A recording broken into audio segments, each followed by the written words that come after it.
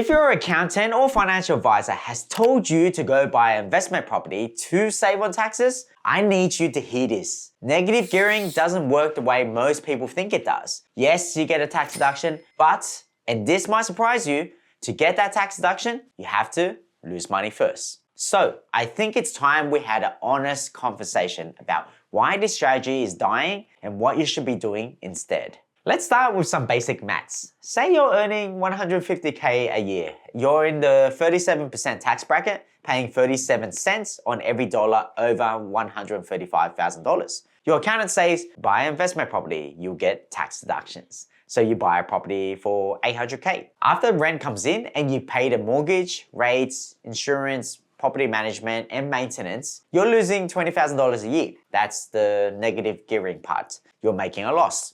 Now, because you're in the 37% tax bracket, you get to claim that $20,000 loss against your income, so you save about $7,400 in taxes.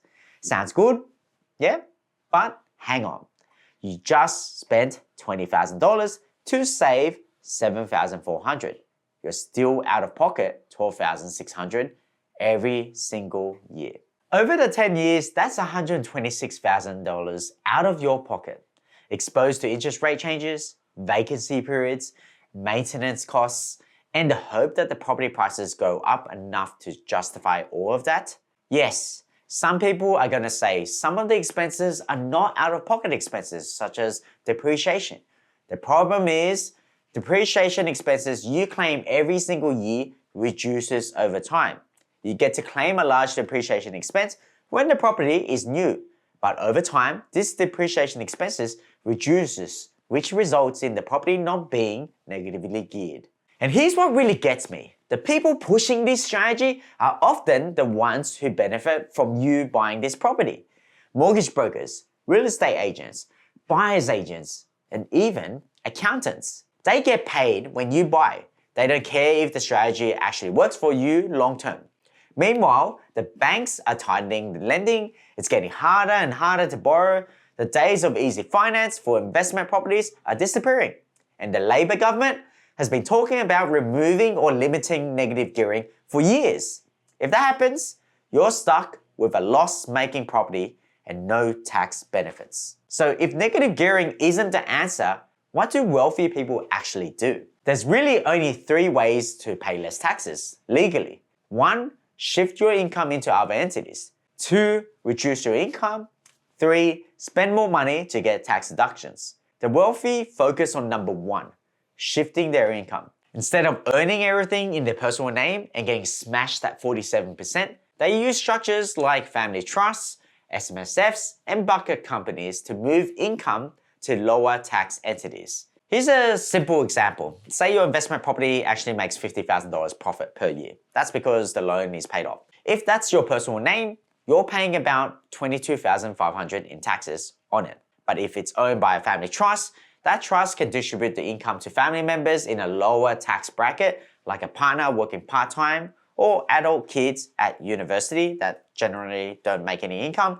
Suddenly, your family's total tax on the same $50,000 might be $5,000 or even $0. Or the trust distributes to a bucket company which pays 30% taxes instead of 47%. You leave the money in the company, let it compound, and only take it out when you need it. Same income, completely different tax outcome. This is what I mean when I say the wealthy think about tax before they earn the money, not after.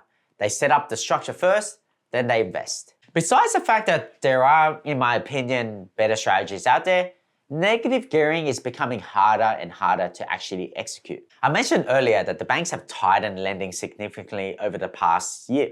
New regulation means they're stress testing your ability to repay at much higher interest rates. They're scrutinizing your expenses more than ever. And if you've already got a mortgage on your home, getting approved for an investment property loan is nowhere near as easy as it used to be. So you're not just choosing a strategy that costs you more than it saves you, you might not even be able to get the finance to do it in the first place. And then there's the political risk. The Labor government has been talking about scrapping or limiting negative gearing for years. It's been on and off the table multiple elections in a row. If they finally pull the trigger and you're sitting on a loss-making property, you've got all the losses and none of the tax benefits. So you're exposed on multiple fronts. I'm not saying negative gearing never works. There are situations where it makes sense. If you're a high income earner and you're buying in a high growth area, then yes, the capital growth might make up for the years of losses. But you need to go in with eyes open. You're not really executing a tax strategy. You're making a bet on property prices. The tax deduction just softens the blow while you wait. One of the biggest issues with negative gearing tax strategy is often it should only be really used for short-term strategy. The reason is because the goal is to focus on capital growth of the property, right? But what else also grows per year? The rental income. And guess what generally goes down after a few years too? The loan and the interest on the property. And as I mentioned before, depreciation expense reduces over many years. Give it 5 to 10 years and time will turn a negative property into a positive geared property. Trust me, if I had $1 for every time a high income earner reached out to me about how their investment properties are now being taxed at 47%, I'll be a millionaire. Because they moved from negative to positive and now frustrated at the high taxes they are paying, but they don't want to pay stamp duty and capital gains tax to move it to a company or a trust. You also need to be honest about your cash flow. Can you actually afford to lose $12,600 a year for a decade? What happens if interest rates go up and that loss becomes $18,000 a year? What if you have a vacancy for 3 months? What if there's a major repair that you had to pay for? Negative gearing works best for people who have high disposable income, a long investment horizon, strong job security, and a stomach to watch money leave their account every month for years on end. If not, I briefly touched on a few different structuring options in this video, but if you want to understand exactly how the wealthy use these structures, I've got a video that goes into more detail. I'll link it here. See you there.